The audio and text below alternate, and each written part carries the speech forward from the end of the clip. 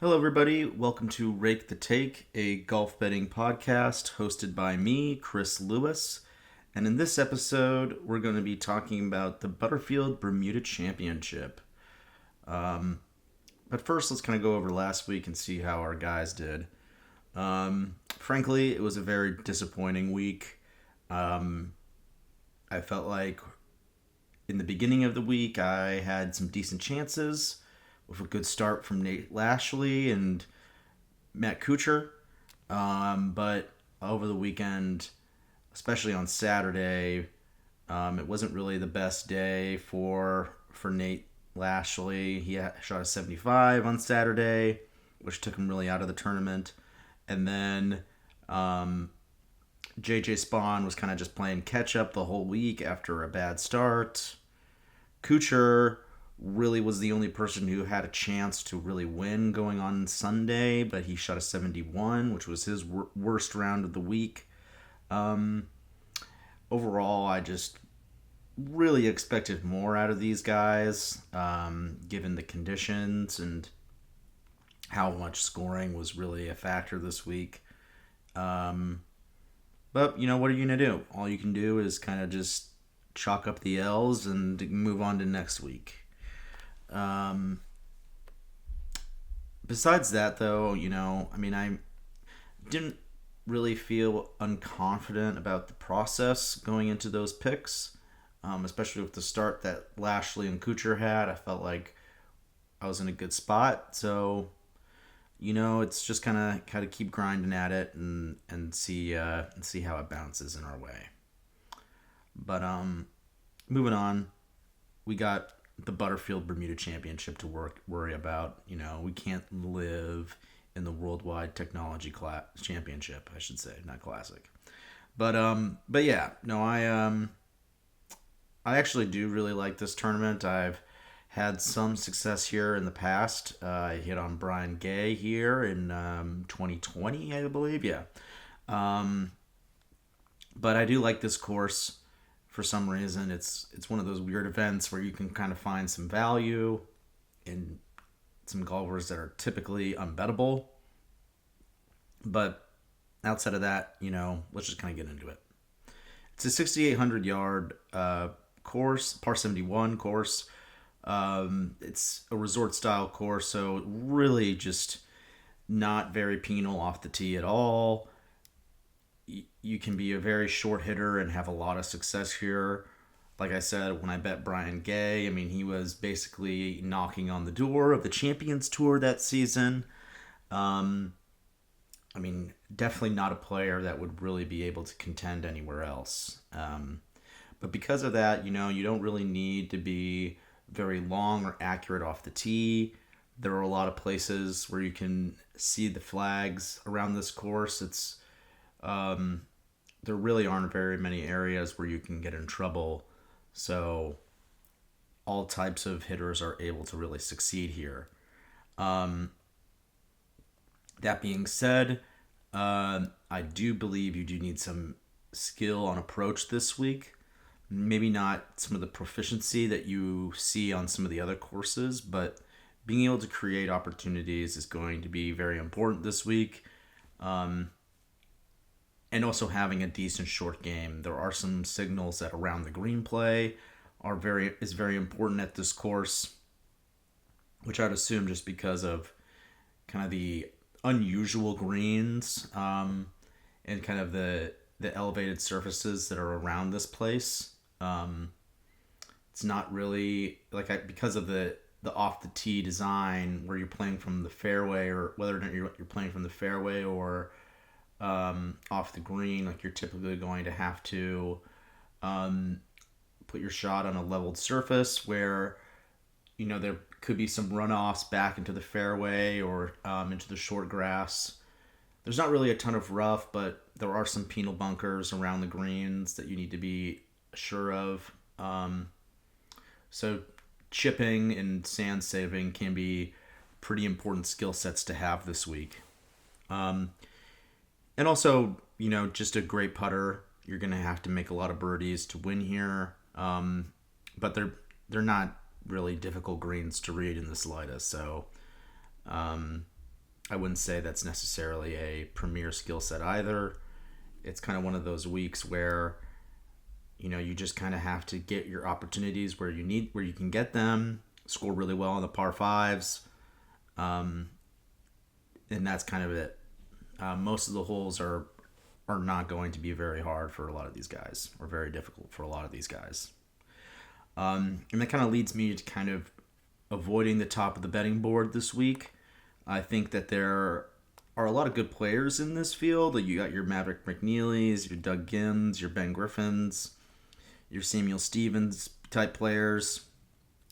People that are very good on the PGA, or who have been very good on the PGA Tour this year, at least from relative to their skill set, and should dominate an event like this. But the betting odds reflect that those odds for these guys are so short and nearly unbettable in my opinion. Because you're really just having to betting a guy like Ben Griffin at plus 2,000. It's just not really what I want to do this week, even though I do feel like he does fit this course pretty well. He just is not really a perennial winner or somebody that you can, rely on.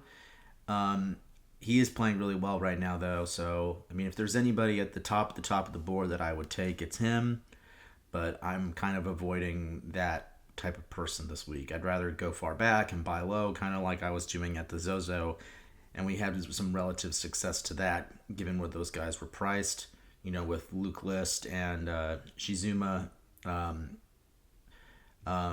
finishing in the top 20. But yeah.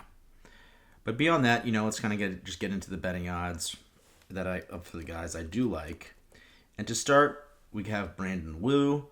Brandon Wu he's been on the tour for a few years now, kind of breaking out in 2020 and 2021, with COVID.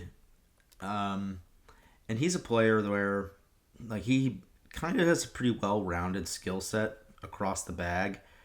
I'd say, if anything, probably the biggest weakness in his game is off the tee. He's never really had a lot of distance, and he's actually lost some distance this year, which has led to some struggles in the PGA Tour. But, this is pretty much the shortest course that they've played this year. And, I mean, I'm not really going to overthink it with that. I mean, I feel like the distance troubles they're not in the past, but at a course like this, I'm not too worried about it. But he has had some solid results over the past couple months. A tied 10th finish at the ISCO and a tied for 13th finish at the Procure Championship. Were definitely some of his better results over this season. And he is just coming off a tied 30th finish at the Worldwide Technology Championship. And the common factor in all of these is that he was pretty accurate off the tee. His short game is very solid. He's very good around the greens. And on these shorter courses, he does have a decent skill set on approach. He's able to create a lot of opportunities with his irons. I will say that probably his putter is probably the weakest of all of his skill sets. But that being said, it's, if he's able to at least create some opportunities this week, I think that should get better. He ranks 44 in the 41st percentile according to Data Golf on approach, and the 39th percentile in putting. So very average in those skill sets, but the 56th percentile around the green. And so I like to see that, just the fact that he does have a lot of skills that he can use throughout the bag outside of the driver. Accuracy really hasn't been a problem for him this year. So the lack of distance, I don't think, is going to punish him at a course like this.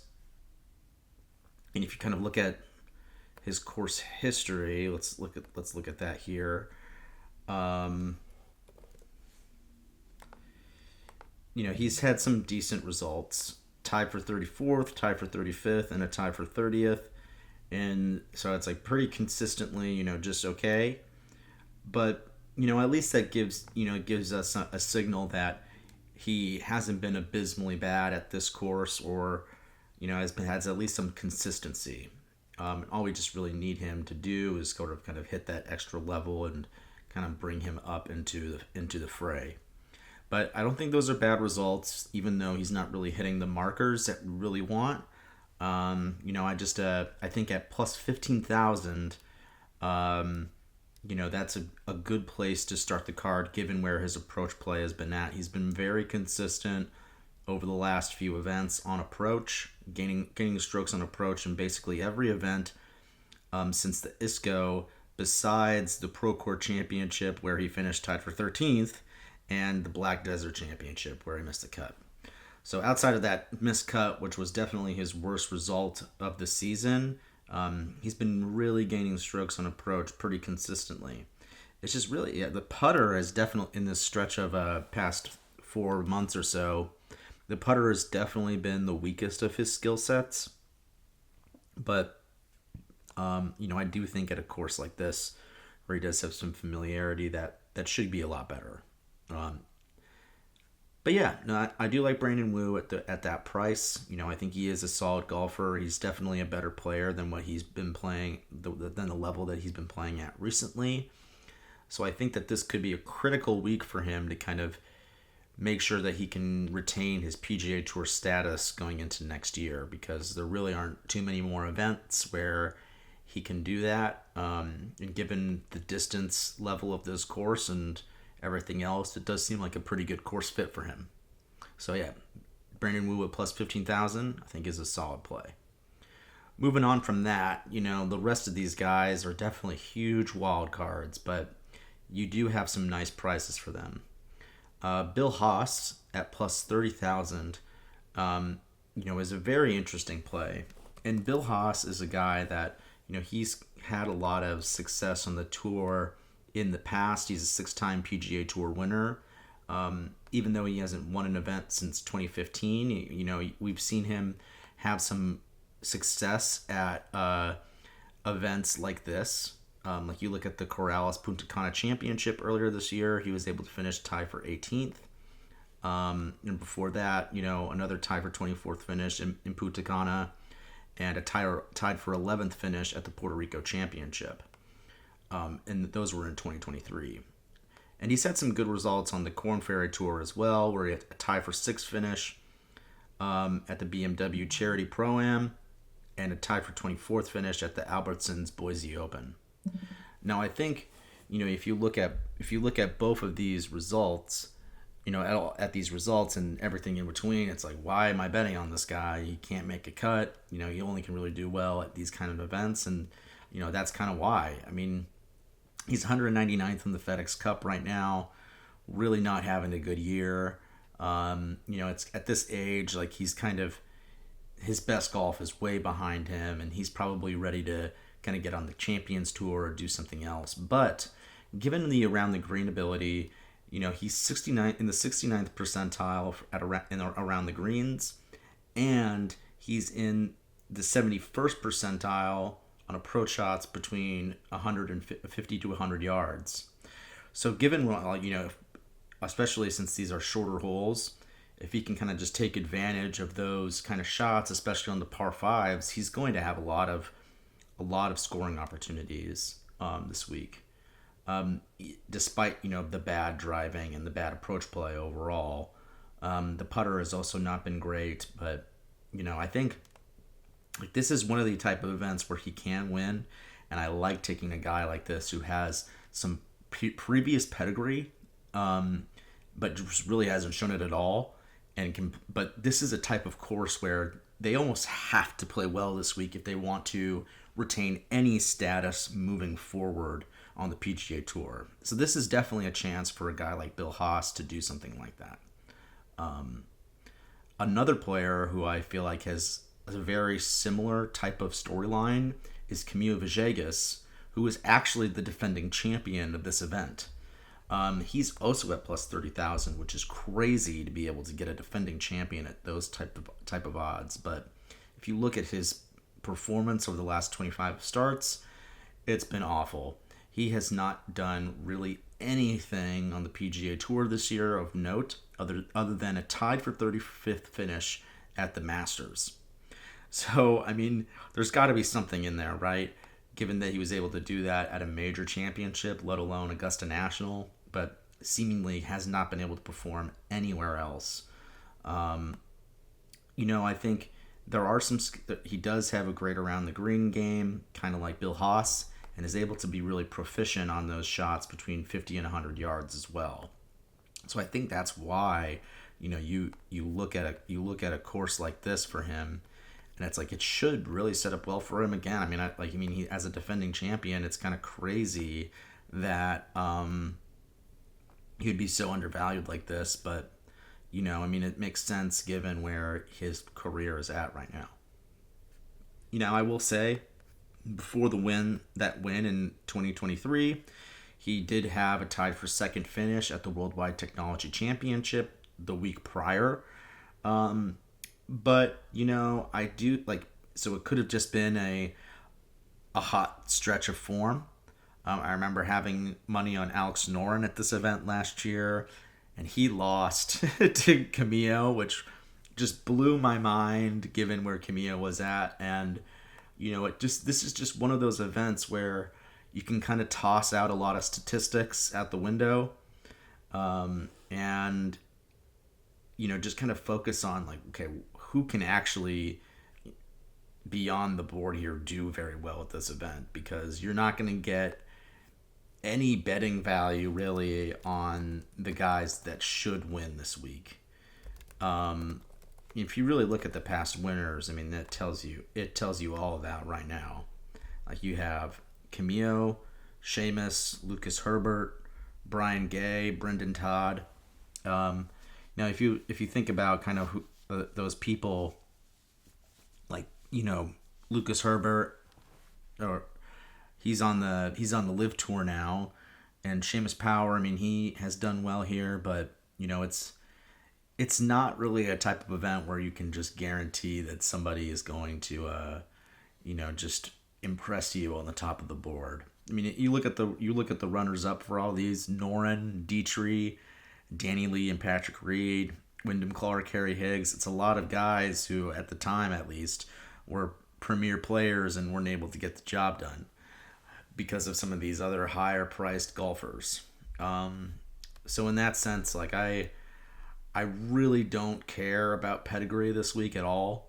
So that, for a couple old guys who don't really have much left in the tank that may need a win just to be able to retain some status into next season, hey man, Bill Haas and Camilo Villegas, those, they have the profile to really be able to do well here. And I don't think that's something that you should take for granted, even though that they've had a lot of missed cuts recently. Beyond that, I also really like Miles Russell, the 15-year-old prodigy, who we all learned about at the Rocket Mortgage Classic this year. He shot even par over 2 days at the Rocket Mortgage Classic, which is, for an average pro golfer, I should say, is not very good. But for somebody like him, I think people were very impressed with what he was able to do and some of the types of shots he was able to hit, and even being able to perform better than a lot of seasoned pros. And before that, he finished tied for 20th at the Lecombe Suncoast Classic, which is a Korn Ferry Tour event. So the fact that he was even able to finish top 20 in a Korn Ferry Tour event shows the type of upside that he may have as a player. Over the past few months, he hasn't really been playing a ton of golf consistently, but a top 5 finish at the U.S. Junior Amateur and a top 20 at the Western Amateur Championship has shown his ability to be able to perform against some of the other better amateurs in the world, especially at this age. I definitely don't think that he's a guy that I would sneeze at. He's not going to win this week most likely, but in terms of placements, who can say that he can't finish in the top 20 given his talent? This is a type of event that is basically a Korn Ferry Tour event. You do have a lot of PGA Tour players in this field this week, but I don't think it's really out of the realm of possibility that he could do well given the circumstances. It's a shorter course. It's not really as long as someplace like the the Rocket Mortgage Classic. And if you look at the if you look at the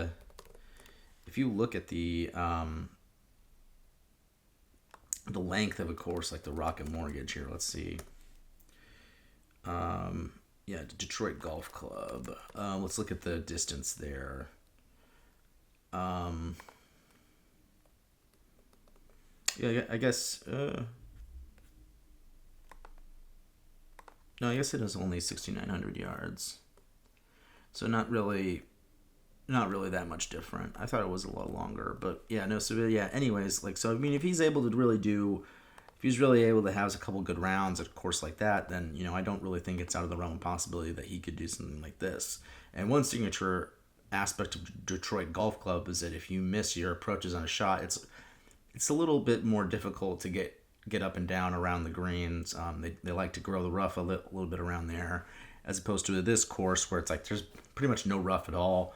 If it's like invisible, if there even is any, like it's really a more of a test of chipping and sand saving when it comes to the tests around the greens. And off the fairway, there's not really much rough either. So it's like, yeah, I don't really think those are going to be that much of a detriment towards him. And he's really not even for 15 years old. I mean, he can hit at about 290 consistently.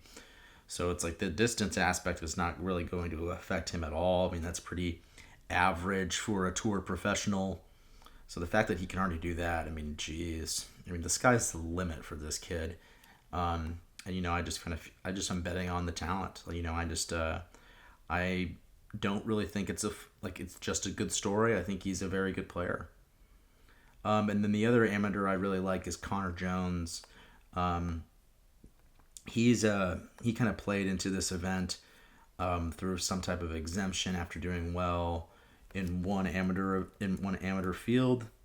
Yeah, he won the season-long Elite Amateur Series, which gives him an exemption to any PGA Tour event, or not any, but a PGA Tour event. And I think he chose this one. So yeah, I mean, like if you just look at some of his results over the summer, multiple top fives. So that's great to see. He does have a lot of upside. And I think that I think that that's something that you want to be able to kind of take from players that are able to be consistent at the amateur level, is that when they get their opportunity at something like this, it means a lot to them. And so I think that's kind of one of those factors that plays into a golfer that you take like this, is that it's probably not going to end very well, but I mean, they do have a lot to play for in terms of their overall skill set. And it's just, these are guys that it's like we just don't really know too much about, but given how they performed at the amateur level, it's at least wise to take a chance on them, even though they may still have a lot to develop as a professional golfer. But yeah, I mean, that's pretty much my card this week. And oh yeah, Miles Russell and Connor Jones, you can get them at plus 30,000 or plus 35,000 respectively. Yeah, so it's like we're really going deep down the board this week, and I'm really just kind of looking for a long shot to really come through, or just some top 20s to really kind of carry me this week. I don't really like how the top of the board is shaping up. It's just a lot to have to risk to really get any type of reward for some of these guys. And you do have a lot of players who are playing consistently right now, but I mean, I just think the prices that they're offering for some of these players is that you really just kind of have to really stoop down low and take some of them, because they're all in the same range. They're all bunched together. Everybody knows who the guys to take are this week, given their recent form. So there really aren't any secrets there. I just want to take somebody that I feel like will play well this week, given the conditions and may have to. But outside of that, though, that's really all I got. maybe there'll be some guys that I get on live this week if they start performing well, who I don't really have as much confidence in, who are kind of unknowns, but that's kind of really what I'm looking at. I'm looking at some old boys and people that are kind of, really off the radar this week. But yeah, thanks for listening. I hope you enjoyed the podcast, and this is kind of one of those weeks where really just do whatever you feel like comfortable doing, because anything can happen.